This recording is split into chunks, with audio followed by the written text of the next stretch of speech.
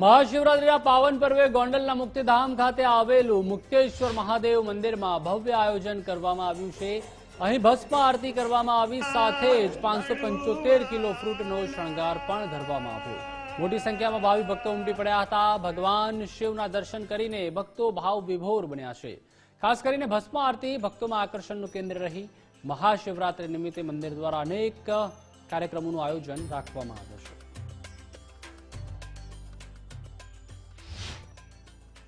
महाशिवरात्रि निमित्ते सवार में 6 वाग्ये भस्म आरती करवामां आवेल हती।